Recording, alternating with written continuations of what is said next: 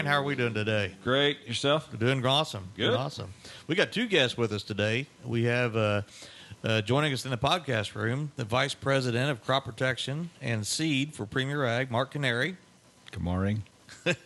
He is a reluctant guest. Really? He is a reluctant guest. Really happy to be here. Right? He's not happy to be here. If his will is setting over there too, he's up against it. And also joining us by phone is Brad Chesnek, and he is Brad. Give us your title. I always promote you every time I introduce you. So give us your current title with WinField. I wear a lot of hats and I have a lot of titles, but so technically I'm the field marketing director for the Eastern and Illinois BU. So essentially everything east of the Mississippi, and mainly focused on crop protection products and our stamp portfolios within WinField United. All right. Most people I tell you about think you're the vice president of chemistry across the whole country, but I may need to change your title back a bit. If you have a card, we probably need to get some of those made, and I'll just hand them out in your area. Thank you. But in seriousness, what the topic is today for this podcast, and I thank Brad for joining us. I sent him a text last night at a ball game, and then Mark had all of about 30 minutes to prepare. So I asked him to jump on. So all of our listeners know this isn't scripted in any way. But I thought what we talked about today was just the crop protection market, chemistries, the ag chemistry market, and talk a little bit about what happened last year with just supply and price, I guess the unknowns around pricing. And then maybe we'll talk a little bit about going into next year. So, Brad, if first just introduce yourself a little bit and how you got to be in the position you're at, and then we'll jump into some topics. Yeah, for sure. So thank you.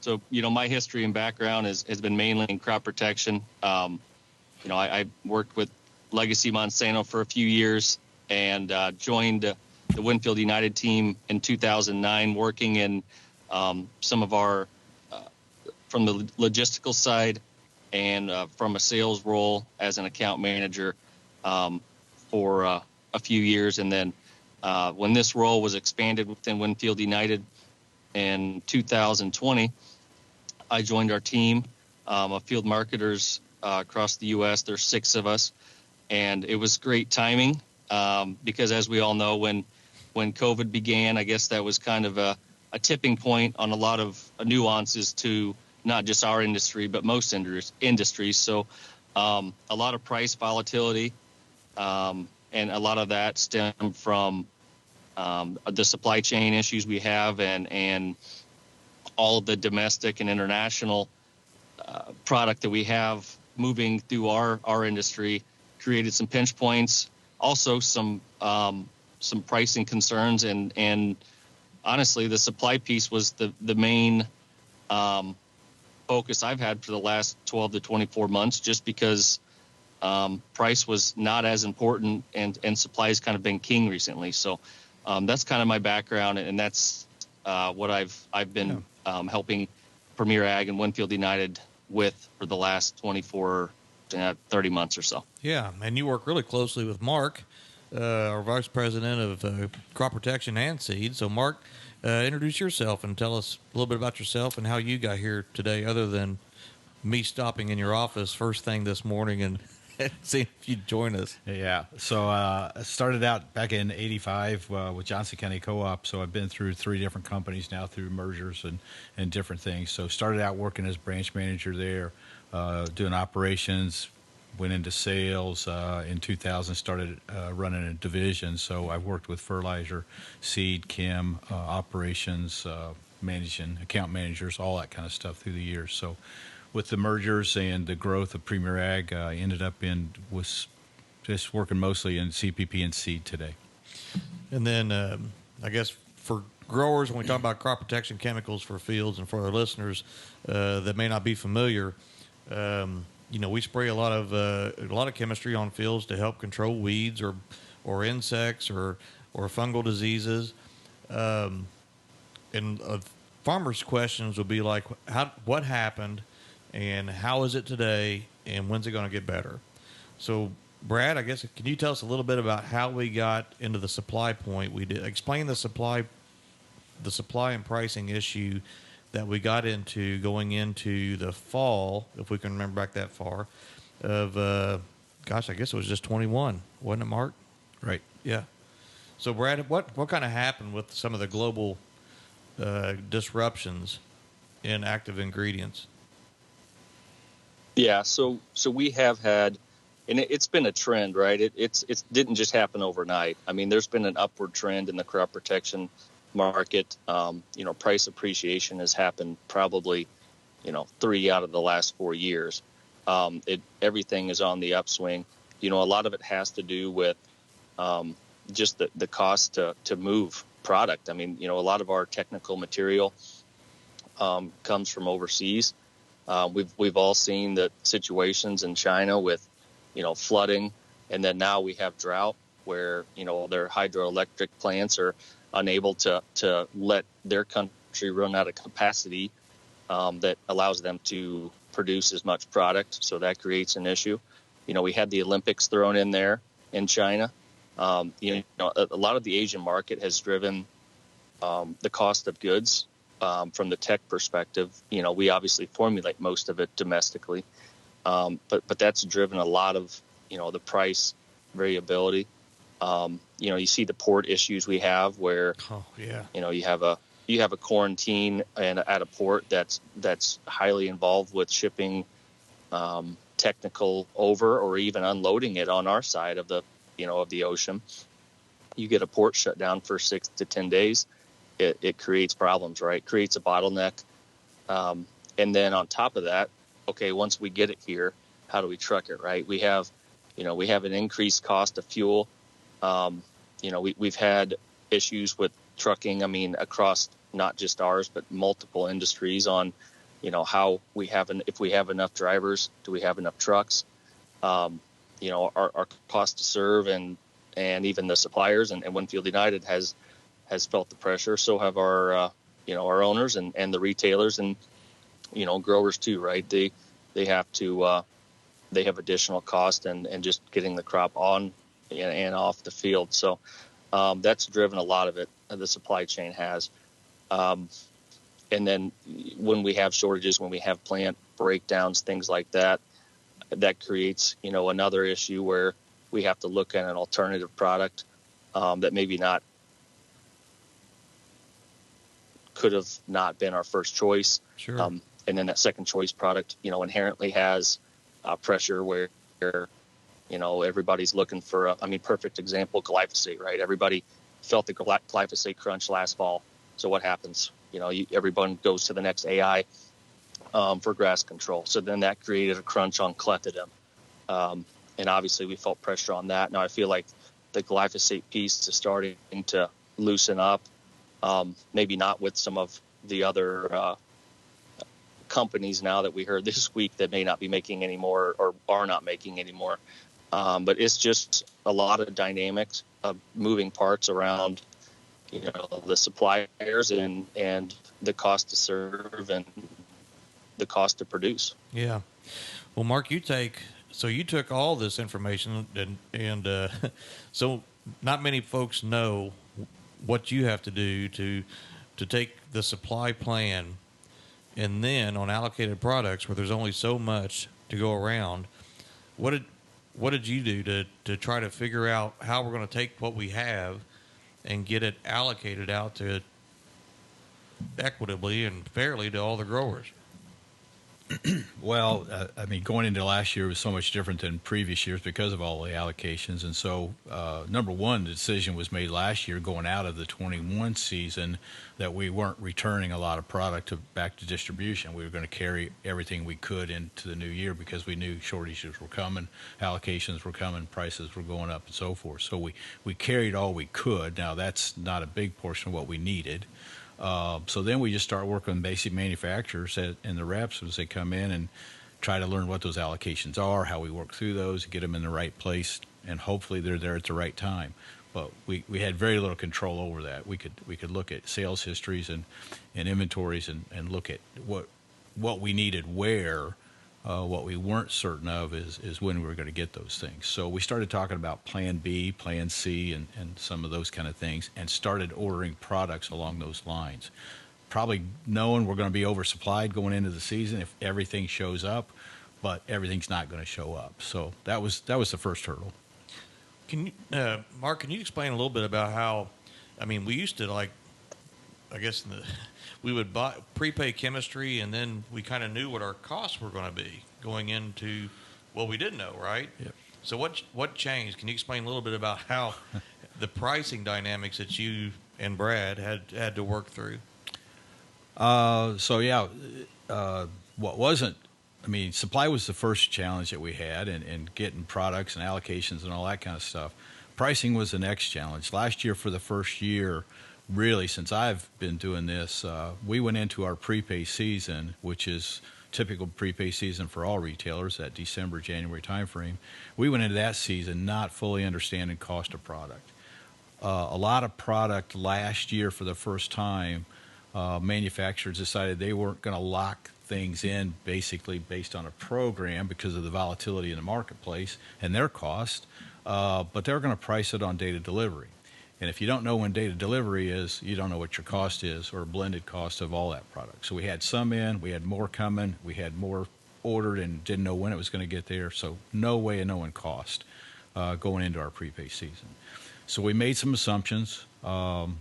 We wanted to go ahead and offer all of our growers the opportunity to prepay just like they normally had. That's critical to their business. And we wanted to be fair about how we priced that. So we made some assumptions on price, and especially on 4 key AIs that we were really concerned about, those being glyphosate, glufosinate, 2,4-Ds, and atrazine. We made the decision to publish a prepay price at a not-to-exceed level. So we gave growers an opportunity to buy. They knew what their cost was going to be. And we said, once we get all that product in at the end of the season, see what we used, we'll look at blended cost and make adjustments if we need to. So that was the big change on price that we had to deal with last year. That was it was remarkable. The first time that's ever happened that I'm aware of, and I think that I know of.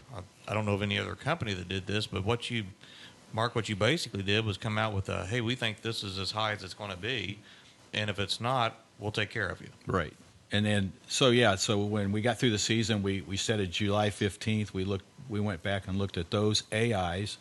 On those 4 key AIs, we looked at what our blended cost was throughout the season, and threw that back into the formula that we used to set prepay prices. And on a couple products, it was lower, and so we rebated some stuff and issued some credit back to growers. That's pretty unheard of. That's when your owners are your customers.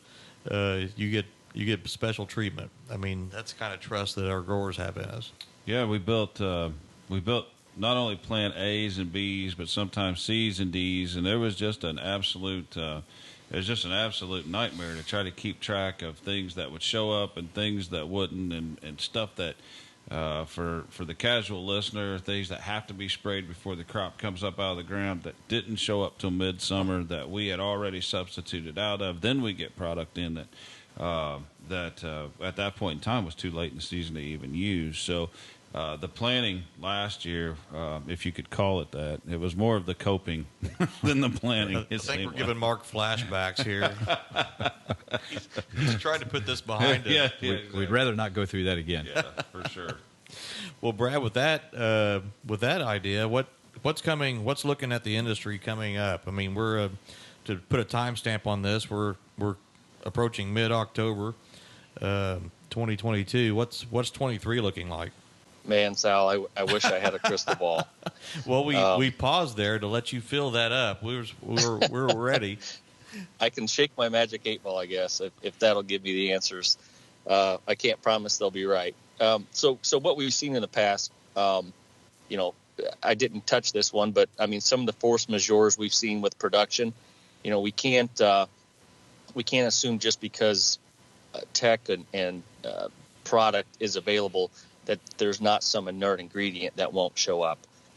So we still have to plan for that. And I know we've said this numerous times, but the B, C, D, the different plans we have, taking that initiative, having a having a plan early, knowing what your crop plan is going to be as far as a crop protection plan is. If we can foresee what we need, we can start, to plan for that. Yeah, I think so. Basically, you're telling us a little bit of more of the same, but we're not really sure which part of the same. Yeah, I would definitely agree with that. I mean, I do think, we got lucky in 20 because historical inventories, I mean, our terminology was, we were able to sweep the corners out, right? We had things in the shed that we've been setting on and we're able to make things work. 21 was a little different. I mean, we were hand to mouth, and I think the growers felt that we had to start planning ahead, and that has changed. The dynamic has changed pretty at a high level. I think everyone's willing to start doing that. That you said the A word earlier. I need a quarter jar every time the word allocation is said. I'd be rich by now and living on an island somewhere. But allocation is inevitable in this marketplace right now. I mean, we have unforeseen issues that you can't plan for, right? So we have a plan, but production to your point, Mark, the ship date, it's never been based off ship date. I mean, I think we've had pricing that usually holds from crop year to crop year, never moves one time, to where now we see it multiple times a year, quarterly, if not more than that, right? Because of the volatility of the marketplace. So, my advice, and I'm sure you guys, have the same philosophy is, and I've said it once already, but having a crop plan is so important for the crop protection piece as well. And I guess my question to you, and maybe I don't want to put you on the spot, but, how do you guys feel like the channel inventory is right now? Everybody's been kind of taking product as they can get it, not necessarily as they need it. Do we feel the channel inventory is a little heavy, a little light? Because that's an interesting thing for us, and it's almost impossible to know what's out in the countryside, because usually the last 2 years we've been hand to mouth, to where now maybe people are holding on to stuff because of price appreciation and because of the unknowns of supply. I guess that's a question for Mark, and he's giving me the look. And whenever you talked about next year, he kind of folded his arms across his chest a little bit in frustration. But I don't know that it's too dissimilar than we had in the past, is it, Mark? It feels better than a year ago. It doesn't feel good. Yeah. We're bringing stuff in. I mean, we've gone through the normal summer fill programs. Marketing programs are coming out. Manufacturers talk about what they anticipate in the way of price increases. That seems more customary to me than last year, but there's just so many unknowns still. I mean, we learned a lot of the last year going through the process that we didn't know in the past, or at least I didn't know about production schedules and tolling and all the things that chemical companies go through to get product out the door that I guess we all knew went on, but we didn't know the complexity of that, I guess.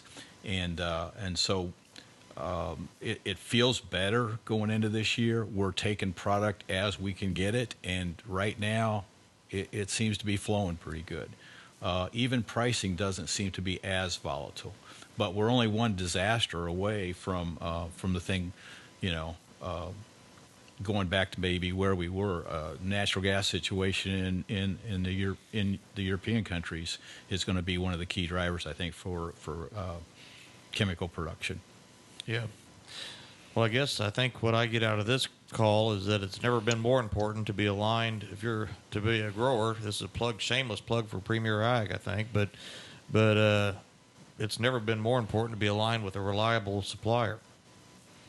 And there's no clear answer, obviously. And I don't know. I mean, the things that we're dealing with now with low rivers, I mean, from a fertilizer standpoint, to the things that could happen from a global newsworthy event that changes all this. To, he talked about technical ingredients and the active ingredients that are in these products. Or maybe it might be something as like an inert carrier type ingredient that might be made somewhere else that comes up short. But even plastic lids, we've heard it before. There's cardboard boxes that they don't get, or plastic lids. I mean, who knows when the next issue is going to be? So I'm glad it feels better, Mark, but like you said, still doesn't feel great. So we may only be one hurricane hitting in the wrong place away from going through the whole thing again. Well, there you go. So on that bright note, yeah. We're gonna have the fun podcast another time. With Mark? Or no. No. It's not all doom and gloom. That's right. It can't be. No, it can't be. Well, Brad, Mark, we certainly appreciate everything that you all do. Brad, certainly from distribution, and Mark, everything that you do internally to work with all our growers to get product allocated and priced. But that's all I've got, Ryan. Do you have anything else? I don't. Nope, I'm good. Mark? I'm good. You good? Thank you, Mark, very much. Brad, thanks for joining us, and that'll wrap up another episode of The High Ground, powered by Premier Companies. See you, Brad. Thanks.